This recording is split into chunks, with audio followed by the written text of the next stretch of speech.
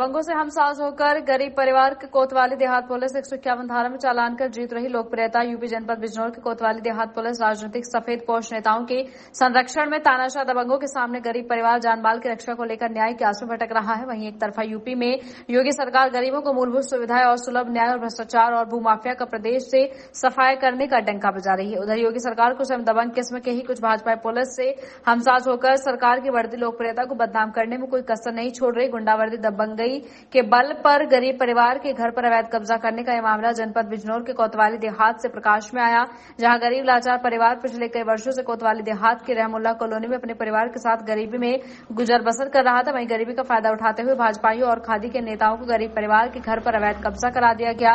उधर अवैध कब्जा कराने की नियत से कुछ किराए पर बुलाकर दबंग साधुओं की वेशभूषा में पहुंचकर पीड़ित परिवार के साथ मारपीट करते हुए घर का सारा सामान सड़क पर फेंक दिया गया और पीड़िता के परिवार को जान से मारने की धमकी देते हुए कस्बा छोड़ने के लिए मजबूर कर दिया। वहीं पीड़िता ने कहा कि उक्त प्लाट पीड़िता के नाना अब्दुल रशीद रानी के पक्ष में करीब 6 महीने पहले बैनामा किया था। वहीं दबंगों ने भी उक्त प्लाट का अपने पक्ष में बैनामा होना बताया। पीड़ित परिवार ने जैसे अवैध कब्जा करने पर अपने घर में घुसने का प्रयास किया तो भाजपा नेताओं का संरक्षण प्राप्त दबंगों ने पीड़ित परिवार के घर में को घुसने।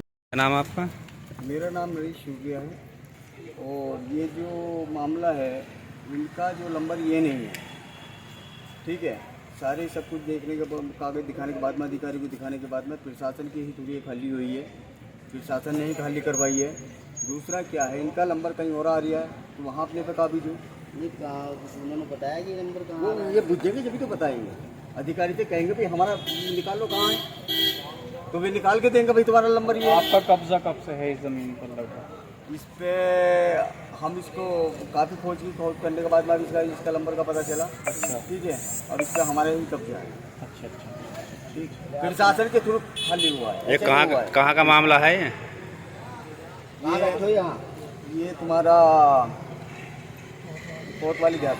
अच्छा, इन लोगों का जो कहना है कि काफ़ी समय से हम लोग इस ज़मीन पर रह रहे थे, लेकिन अभी देखिए मेरी बात सुनिए, वो बात जो ये कह रहे हैं लेकिन अपने कागज को सही करके देखें भाई, जहाँ दाएं बाएं हैं कहीं किधर है वो देखें। अगर ये कागज लाते हैं अपने सबूत दिखाते हैं कि भई ऐसा मामला कोर्ट का कोई आदेश आता है तो हम छोड़ देंगे। ठीक है।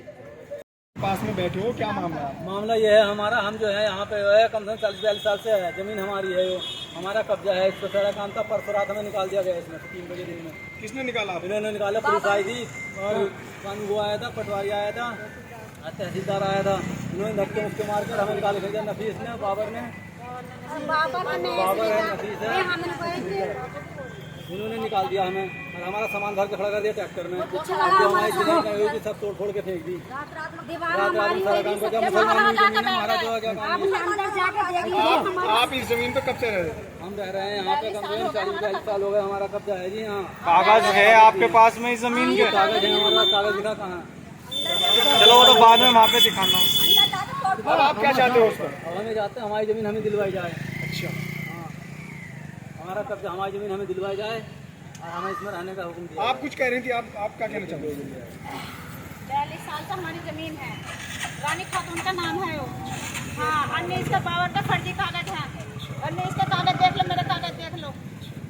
और ये मैं इसमें रह रही हूँ, मेरे बच्चे नन्हे सब रह रहा है और इसने मैं अपने शोहर की दवाई लेने पहुँच गई।